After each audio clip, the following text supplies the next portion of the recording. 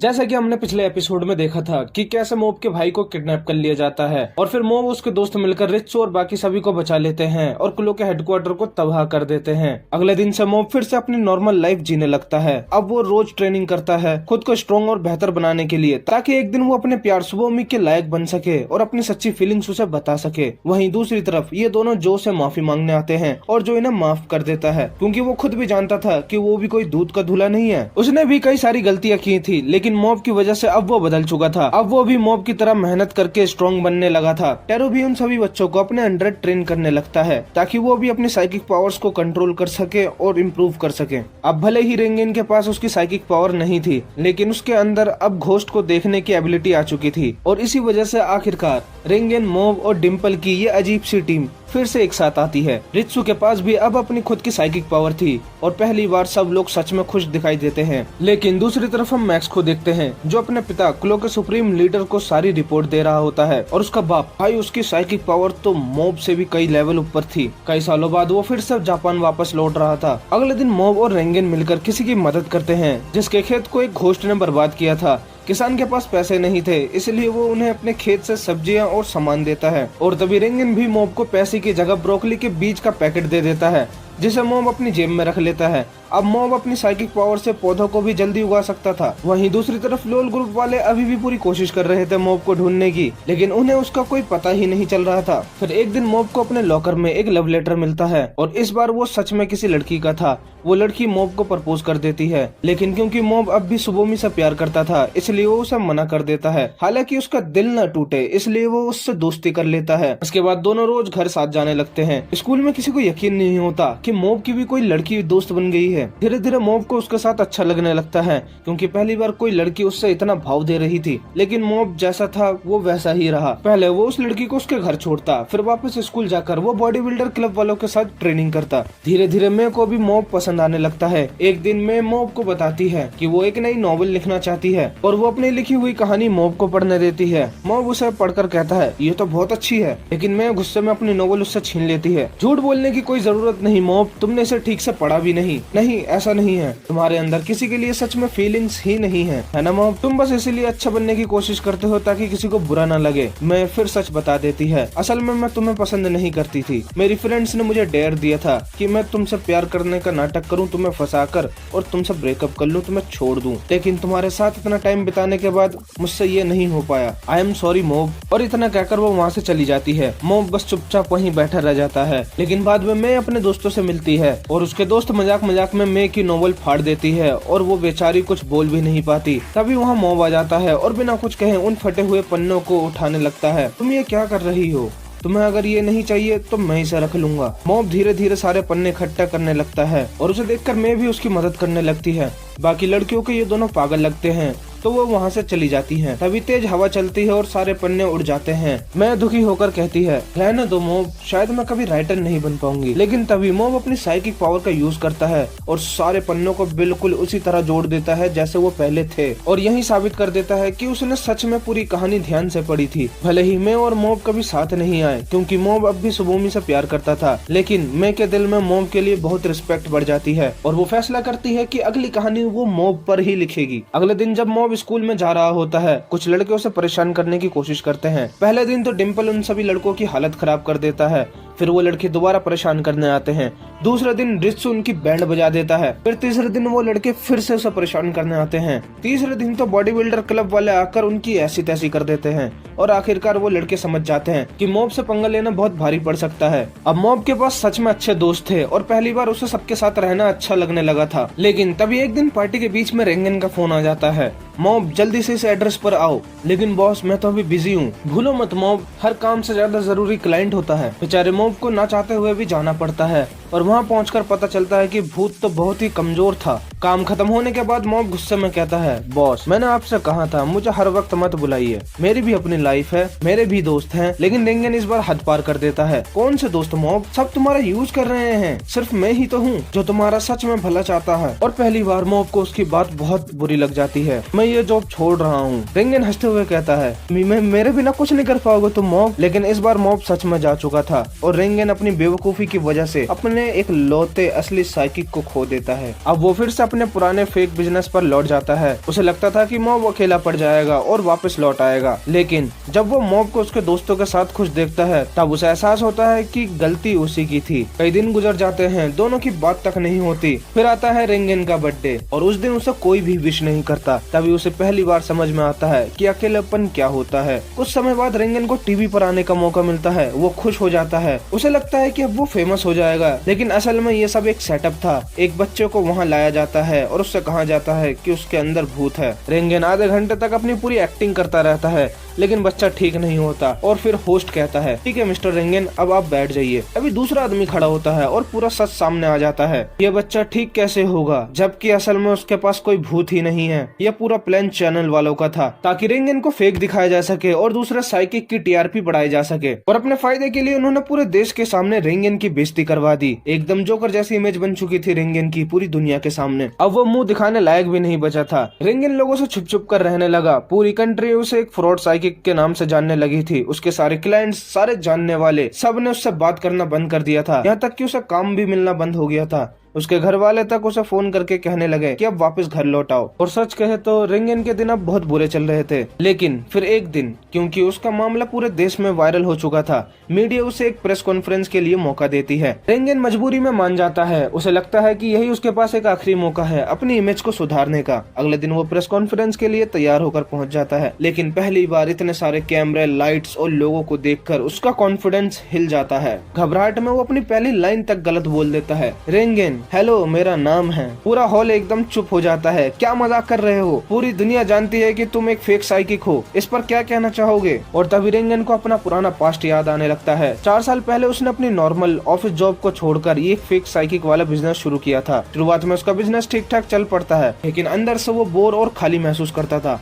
फिर एक दिन उसकी मुलाकात मॉब से होती है। उसे लगा था कि मॉब बस एक अजीब सा अकेला बच्चा है जो अपनी ही दुनिया में जीता है, इसलिए उसने मॉब की मदद की। लेकिन जब उसे पता चलता है कि मॉब के पास सच में साइकिक पावर्स है, तब वो खुश हो गया और उसे अपने साथ काम पर रख लिया। धीरे धीरे बिना महसूस किए रेंगन मॉब को अपने फायदे के लिए इस्तेमाल करने लगा। यहाँ तक कि उसे मॉब की फीलिंग्स की भी परवाह नहीं रही। जिस उम्र में मॉब के दोस्त बनने चाहिए थे, मजे करने चाहिए थे, उस पूरे बचपन को रेंगन ने अपने बिजनेस के लिए इस्तेमाल कर लिया। और अब जब मॉब पहली बार अपनी लाइफ को खुलकर जीना चाहता था, दोस्त बनाना चाहता था, खुश रहना चाहता था, तब भी रेंगन ने उसे रोका था। और अब जाकर उसे एहसास होता है कि उसने कितनी बड़ी गलती की है। इसलिए वो कैमरे की तरफ देखता है। उसे पता था कि मॉब उसे जरूर देख रहा होगा, और फिर वो पूरी दुनिया के सामने सिर्फ एक बात कहता है, आई एम सॉरी और मुझे तुम पर गर्व है। पूरी मीडिया हॉल गुस्से में आ जाती है। किसी को समझ में नहीं आता कि रेंगन आखिर बोल क्या रहा है। लेकिन तभी अचानक पूरे कमरे में रखे कैमरे, माइक्स और बाकी सामान हवा में उड़ने लगते हैं। सबको लगता है ये रेंगन कर रहा है, लेकिन रेंगन जानता था ये कौन कर रहा है। वो हल्की सी मुस्कुराहट के साथ कहता है, तो शायद अब हम इस प्रेस कॉन्फ्रेंस को यहीं खत्म कर सकते हैं। इतना कहकर वो पूरे कॉन्फिडेंस और ऑरे के साथ वहाँ से चला जाता है। कुछ दिन बाद रेंगन और मॉब फिर से मिलते हैं। रेंगन मुस्कुराकर पूछता है, मॉब क्या तुम फिर से मेरे सबऑर्डिनेट्स बनना चाहोगे? जैसे ही आपकी मर्जी बॉस। फिर रेंगन पूछता है, वैसे क्या तुम शुरू से ही जानते थे कि मेरे पास कोई साइकिक पावर नहीं है? और तब मॉब मुस्कुराकर कहता है, हाँ मैं हमेशा से ही जानता था कि आप बहुत अच्छे इंसान हो। ये सुनते ही रेंगन की आंखें भर आती हैं और फिर दोनों वापस साथ में ऑफिस जाने लगते हैं। वैसे बॉस एक बात कहना था। हाँ बताओ मॉब। Belated, happy birthday. Thank you mob,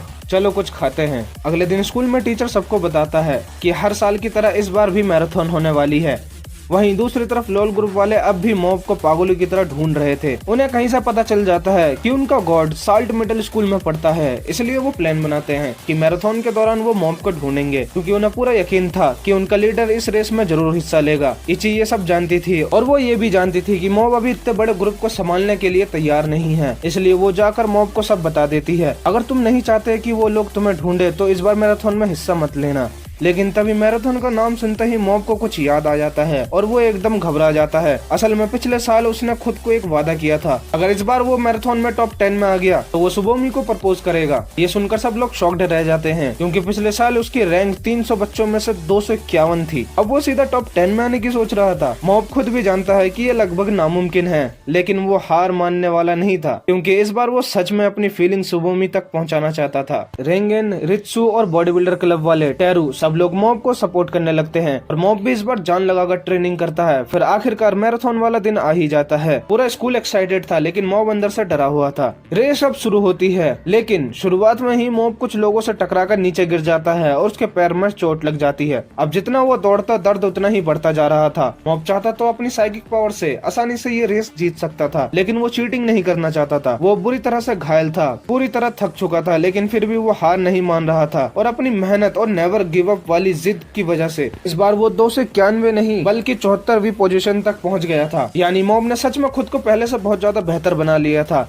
लेकिन उसकी चोट अब ज्यादा ही बढ़ती जा रही थी। ब्लड बहुत ज्यादा बह चुका था, दर्द इतना ज्यादा था कि मॉब ठीक से खड़ा भी नहीं हो पा रहा था। उसका पूरा शरीर थक चुका था। मॉब को खुद पता नहीं चलता कि वो कब रास्ते में ही बेहोश हो जाता है। जब उसकी आंखें खुलती है तब उसे पता चलता है कि भले ही वो मैराथन पूरी नहीं कर पाया लेकिन उसने अपना पूरा दम लगा दिया था। इसी वजह से वहाँ मौजूद सारे लोग उस पर गर्व कर रहे होते हैं, खासकर मॉब के मम्मी पापा। और सबसे बड़ी बात ये थी कि रित्सु इस मैराथन में 9th आया था। घर पर उसके पेरेंट्स पार्टी की तैयारी करने लगते हैं। पूरा घर खुशी से भरा हुआ था लेकिन दूसरी तरफ बेचारे लॉल ग्रुप वालों को अब तक उनका लीडर नहीं मिल रहा था। मॉब वापस घर की तरफ जा रहा होता है जहाँ उसके पेरेंट्स उसके लिए पार्टी की तैयारी कर रहे थे। तभी अचानक घर की डोरबेल बजती है। रित्सु दरवाजा खोलता है और उसके सामने सुप्रीम लीडर का बेटा मैक्स खड़ा होता है। मम्मी पापा आप लोग पीछे ही रहना, उसकी जरूरत नहीं पड़ेगी रित्सु। उधर जब मॉब अपने घर के पास पहुंचता है तो उसके कदम वहीं रुक जाते हैं। उसका पूरा घर आग की लपटों से घिरा हुआ था। उसकी सांसें जैसे रुक सी जाती है, दिमाग काम करना बंद कर देता है। वो बिना कुछ सोचे सीधे जलते हुए घर की तरफ भागता है। अरे कोई रोको उस बच्चे को। लेकिन उस वक्त मॉब को रोक पाना किसी के बस में नहीं था। वो सीधा आग के अंदर घुस जाता है। उसका इमोशन मीटर लगातार बढ़ता जा रहा था। उसके दिमाग में बस रित्सु और उसके मम्मी पापा के साथ बिताए हुए पल याद आ रहे थे। उसे यकीन नहीं हो रहा था कि ये सब सच हो सकता है। उसे लग रहा था जैसे ये कोई बुरा सपना हो। लेकिन जैसे ही वो लिविंग रूम का दरवाजा खोलता है उसके सामने 3 जलती हुई बॉडीज पड़ी होती हैं। उसी पल मॉब का इमोशन मीटर 100 से भी ऊपर चला जाता है। उसके अंदर इतना गुस्सा, दर्द, नफरत भर जाती है कि वो लगभग में एक मॉन्स्टर बन जाता है। ऐसा मॉन्स्टर जो पूरी दुनिया को तबाह कर सकता था। पहली बार मॉब इतना ज्यादा गुस्से में था। लेकिन तभी डिम्पल जोर से चिल्लाता है, रुको मॉब, ये बॉडीज तुम्हारे मम्मी पापा रित्सु की नहीं है। मैं उनकी एनर्जी सेंस कर सकता हूँ, होश में आओ। मॉब एक पल के लिए रुक सा जाता है। क्या वो लोग जिंदा हैं? हाँ, किसी साइकिक ने उन्हें किडनैप किया होगा और तुम्हें बेवकूफ बनाने के लिए ये डमीज बॉडी यहाँ छोड़ी है। ये सुनते ही मॉब तुरंत अपनी साइकिक पावर से पूरे शहर को स्कैन कर देता है। मिल गए। उसकी आंखों में आंसू आ जाते हैं क्योंकि इतना दर्द के बीच उसे पहली बार थोड़ा सा सुकून मिला था। अगले ही पल मॉब उन दोनों साइकिक के सामने पहुंच जाता है। 1 मिनट, तुम वही बच्चे हो ना जिसे हमें। उससे पहले कि वो अपनी बात पूरी करता, मॉब एक ही बार में उसे खत्म कर देता है। असल में ये दोनों कुलों के टॉप कमांडर्स अपर स्कार में से थे, दुनिया के सबसे खतरनाक साइकिक में गिने जाने वाले लोग। इधर दूसरी तरफ टेरू पर भी एक अपर स्कार मेंबर हमला कर देता है। मेरी फैमिली कहाँ है? तुमने उसे एक बार में ही हरा दिया,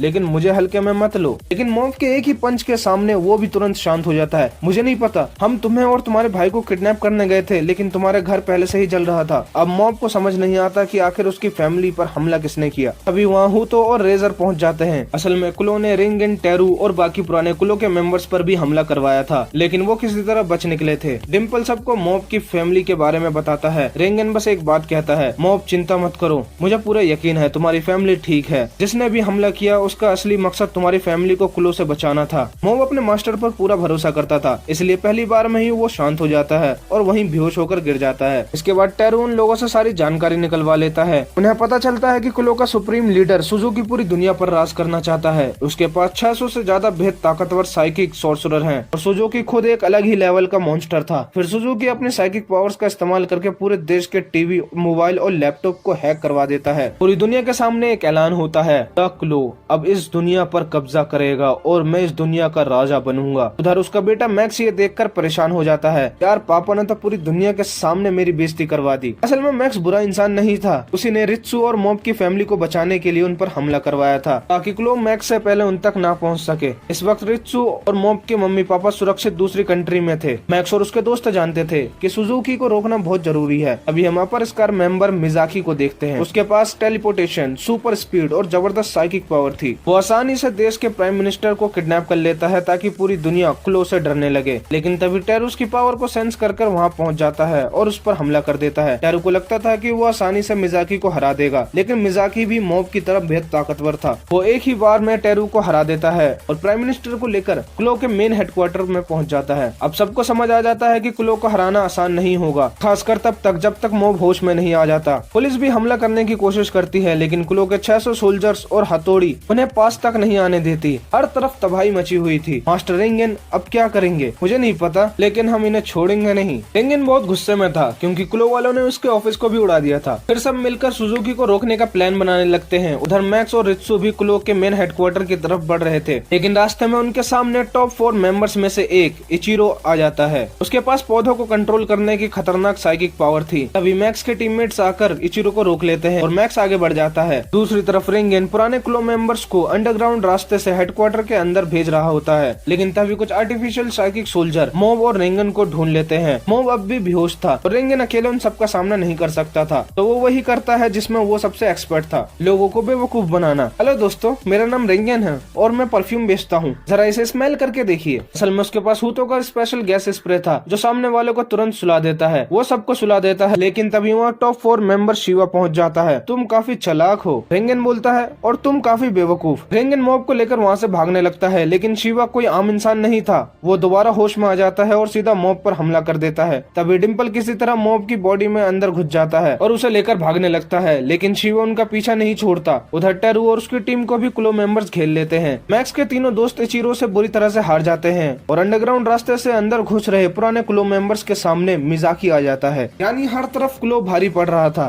इधर शिवा मॉब और डिम्पल को बेरहमी से पीट रहा था। तभी लोग बुरी तरह से हार रहे थे, लेकिन तभी वहाँ बॉडी बिल्डर ग्रुप पहुंच जाता है। मॉब को बचाने के लिए वो लोग शिवा से भी भिड़ जाते हैं। शिवा अपनी साइकिक पावर से अपने मसल्स को और ज्यादा मजबूत बना लेता है और सबको बुरी तरह से पीट देता है। वो मॉब को मारने ही वाला होता है, लेकिन तभी हिरोशी बॉडी बिल्डर ग्रुप का लीडर बीच में आकर मॉब को बचा लेता है, क्योंकि वो किसी भी कीमत पर मॉब को कुछ होने नहीं देना चाहता। लेकिन क्योंकि उसके सामने बॉडी बिल्डर साइकिक था, इसलिए हिरोशी चाहकर भी शिवा को रोक नहीं पा रहा था। फिर भी वो हार मानने को तैयार नहीं था। नहीं, मैं मॉब को ऐसे मरने नहीं दे सकता। अगर आज इसे मैं नहीं बचा पाया तो मेरी इतने सालों की ट्रेनिंग बेकार जाएगी। इतना कहते ही अचानक हिरोशी की मसल्स और भी ज्यादा बढ़ जाते हैं। असल में डिम्पल उसकी बॉडी के अंदर घुस चुका था और अपनी साइकिक पावर से उसे और ज्यादा ताकतवर बना रहा था। लेकिन यहाँ एक चीज खास थी, फेक साइकिक मसल्स कभी भी असली मसल्स को नहीं हरा सकते, जो हर दिन खून पसीना बहाकर बनाई गई हो। इसीलिए इस बार हिरोशी पूरी ताकत से शिवा पर टूट पड़ता है और उसे बुरी तरह से हरा देता है। खुद हिरोशी को भी यकीन नहीं हो रहा था कि उसने ये कैसे कर दिया। उधर दूसरी तरफ टेरू और बाकी लोग मिलकर कई क्लो के मेंबर्स को हराकर हालत खराब कर देते हैं, लेकिन मिजाकी अब भी उन सभी पर भारी पड़ रहा था। कुछ ही देर में वो मैक्स और रित्सु के सामने पहुंच जाता है। रित्सु, संभल कर, ये सच में बहुत ज्यादा स्ट्रॉन्ग है। मैक्स, तुम ऊपर जाओ,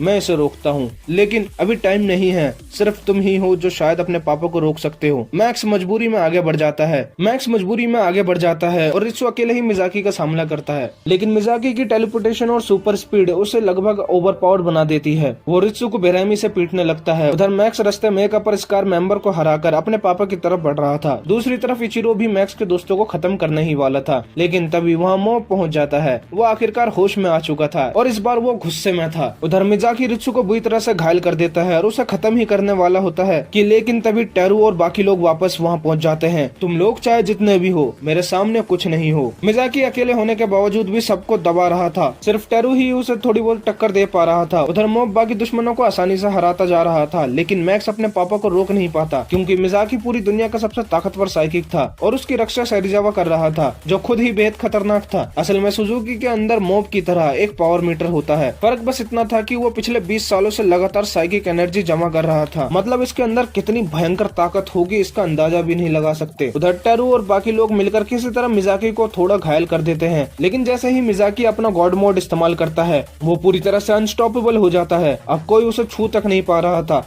सब लोग हार चुके थे और तभी मिजाकी उन सभी को खत्म ही करने वाला होता है, लेकिन अचानक उसे मॉब की पावर महसूस होती है, एक ऐसी पावर जिसने उसे भी डरा दिया था। उसी वक्त सबकी उम्मीद वापस लौट आती है, लेकिन मिजाकी इतना ज्यादा मॉब की एनर्जी को सेंस करने में खो जाता है कि उसे पता ही नहीं चलता कब रेंगन उसके बगल में आकर धड़ाधड़ पंच मारना शुरू कर देता है। मिजाकी पूरी तरह से घायल हो जाता है। एक तरफ मॉब जैसा मॉन्स्टर और दूसरी तरफ उसका मास्टर, जिसके अंदर साइकिक पावर वो सेंस तक नहीं कर पा रहा था। उधर बाकी लोग भी धीरे धीरे होश में आने लगते हैं। मिजाकी समझ जाता जाता है कि अब उसका जीतना मुश्किल है।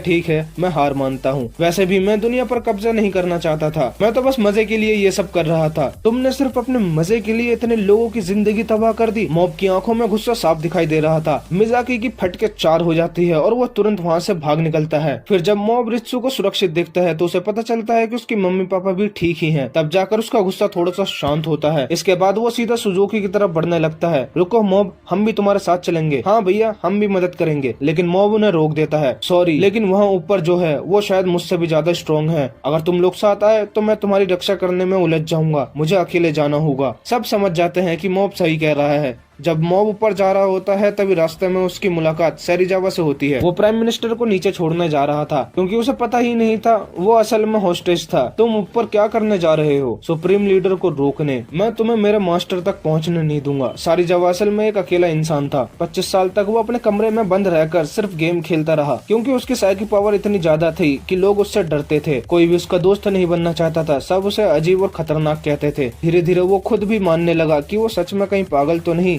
उसने एक बार अपनी माँ तक को घायल कर दिया था। फिर एक दिन सुजुकी उससे मिलने आया। दूर रहो, मैं खतरनाक हूँ। नहीं सेरिजावा, तुम खतरनाक नहीं हो। तुम भी बिल्कुल मेरी तरह एक इंसान हो। सेरिजावा उसकी बात नहीं मानता और उस पर हमला कर देता है, लेकिन सुजुकी आसानी से उसका हमला रोक देता है। पहली बार सेरिजावा को एहसास होता है कि वो अकेला नहीं है जिसके पास साइकिक पावर है। फिर सुजुकी उसे कमरे से बाहर निकलने में और नई जिंदगी शुरू करने में उसकी मदद करता है, लेकिन असल में वो सिर्फ उसकी ताकत का इस्तेमाल करना चाहता था। ये बात सेरिजावा नहीं समझ पाया, इसलिए वो सुजुकी की हर बात मानने लगा, चाहे वो गलत काम ही क्यों ना हो, क्योंकि वो अंदर से बुरा इंसान नहीं था। मॉब उसे समझाने की कोशिश करता है। आपको समझना होगा, आपका मास्टर आपको इस्तेमाल कर रहा है। यह बात तुम्हारे मुंह से अच्छी नहीं लगती। उन्होंने आपकी मदद की, इसका मतलब ये नहीं कि उन्हें दूसरों की जिंदगी बर्बाद करने का हक मिल गया। चुप रहो। सेरिजावा गुस्से में हमला कर देता है। दोनों की ताकत टकराती है और उसी पल उसकी यादें एक दूसरे को दिखाई देती है। दोनों की जिंदगी लगभग एक जैसी ही थी। दोनों अकेले थे, दोनों को खुद को अजीब समझते थे, दोनों के कोई दोस्त नहीं थे। फर्क सिर्फ इतना था कि मॉब ने सही रास्ता चुना जबकि सेरिजावा गलत लोगों के साथ चला गया। इसी वजह से वो अंदर से दुखी था क्योंकि वो खुद जानता था कि वो गलत कर रहा है। तभी मॉब उससे कहता है, अभी भी देर नहीं हुई, आप अच्छे इंसान हो, आप अपनी जिंदगी चुन सकते हो। मैं आपका दोस्त बनूंगा, मेरे दोस्त भी आपके दोस्त बनेंगे। ये सुनकर सेरिजावा वहीं पहली बार चुप हो जाता है। उधर मैक्स अपने पापा से कह रहा होता है, पापा आपके सारे सोल्जर्स हार चुके हैं, आप अकेले पूरी दुनिया पर कब्जा नहीं कर सकते। लेकिन सुजुकी हंसने लगता है, तुम मुझे बहुत हल्के में ले रहे हो बेटा, वो सब सिर्फ मेरे प्यादे थे, मुझे उनकी जरूरत नहीं, उनकी सारी साइकिक एनर्जी मेरी ही थी। अचानक वो अपने सारे 600 सोल्जर की पावर वापस अपने अंदर खींच लेते हैं। पूरा माहौल उनकी एनर्जी से कांपने लगता है। तभी मॉब वहाँ पहुँच जाता है क्योंकि सेरिजावा आखिरकार उसकी बात मान चुका था। रित्सु के भाई, यहाँ से चले जाओ, मेरे पापा मॉन्स्टर हैं। तो तुम ऊपर तक पहुँच ही गए। मॉब सुजुकी से कहता है, आप आखिर करना क्या चाहते हैं? आप अपने बेटे के साथ ऐसा कैसे कर सकते हो? तुमने सेरिजावा को हरा ही दिया। खैर, वो मेरे ज्यादा काम का नहीं था। हर इंसान को किसी न किसी की जरूरत होती है। ये बात कमजोर लोगों पर अच्छी लगती है, मुझ पर नहीं। मैक्स जल्दी से मॉब को चेतावनी देता है, सावधान, मेरे पापा लोगों की पावर छीन सकते हैं। क्योंकि सुजुकी उसकी सारी ताकत छीन लेता है तो मैक्स ठीक से खड़ा भी नहीं हो पा रहा था। तभी मॉब अपनी थोड़ी सी साइकिक पावर मैक्स को दे देता है। ये देखकर सुजुकी पहली बार सच में शॉक हो जाता है और उसी पल वो मॉब पर हमला कर देता है। तुम में मेरा राइवल बनने की क्षमता है, इसलिए तुम्हें अभी मारना होगा। लेकिन मॉब शांत रहता है, मैं यहाँ लड़ने नहीं आया, मैं सिर्फ आपको समझाने आया हूँ कि आप भी एक नॉर्मल जिंदगी जी सकते हो। बेवकूफ, मैं सबसे ऊपर हूँ, कोई नॉर्मल इंसान नहीं। और फिर दोनों की ताकत टकरा जाती है। मेरे पास इतनी शक्ति होने का मतलब है कि पूरी दुनिया मेरी है। सुजुकी मॉब को बुरी तरह से घायल कर देता है। तब मॉब को समझ आता है कि अगर वो अब तक अपनी ताकत को रोक कर रखेगा तो वो मारा जाएगा। इसलिए पहली बार वो बिना होल्ड बैक किए अपनी पूरी ताकत का इस्तेमाल करना शुरू कर देता है और पहली बार उसे लड़ाई में मजा आने लगता है। लेकिन तभी मॉब की नजर डरे हुए रित्सु पर पड़ती है। उसे वो दिन याद आ जाता है जब उसने अपनी पावर पर कंट्रोल खोकर अपने ही भाई को घायल कर दिया था। सब लोग हैरान थे कि दोनों कितने खतरनाक स्तर पर लड़ रहे हैं। फिर अचानक मॉब रोने लगता है, मुझे माफ कर दीजिए, मुझे आपको हराना ही होगा। अपने दुश्मन को हराने से पहले उसके लिए रोना, यही बात मॉब को सबसे अलग बनाता है। रोना बंद करो और मुझे कमजोर मत समझो। दोनों फिर भिड़ जाते हैं।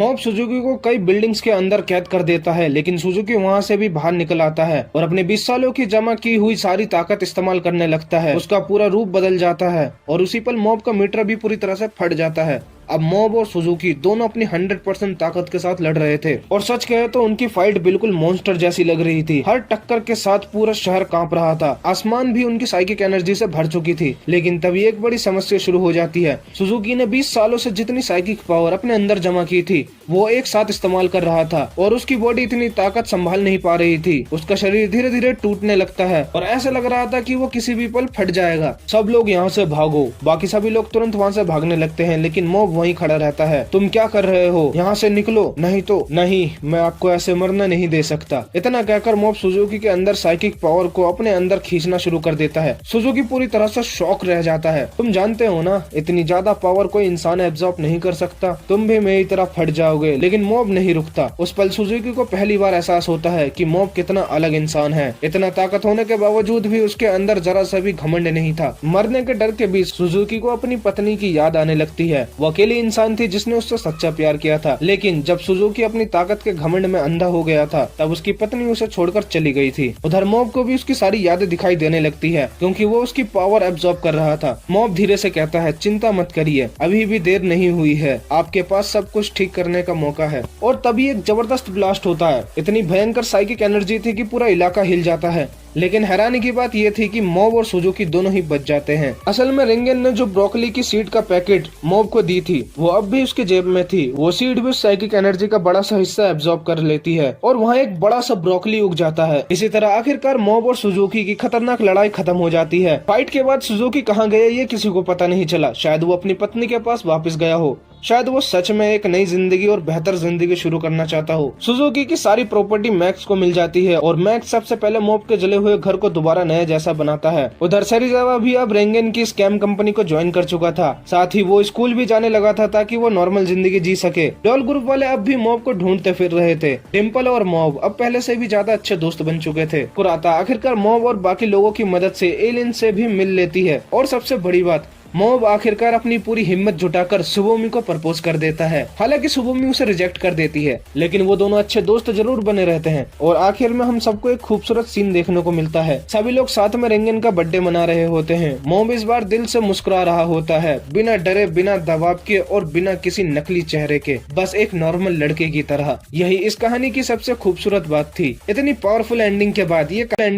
ये कहानी यही खत्म होती है। उम्मीद है तुम्हें ये कहानी पसंद आई होगी। तो इसी पर चैनल को सब्सक्राइब कर दो और वीडियो को लाइक कर दो। अगली वीडियो के लिए मिलेंगे एक नई कहानी के साथ। तब तक के लिए ख्याल रखना।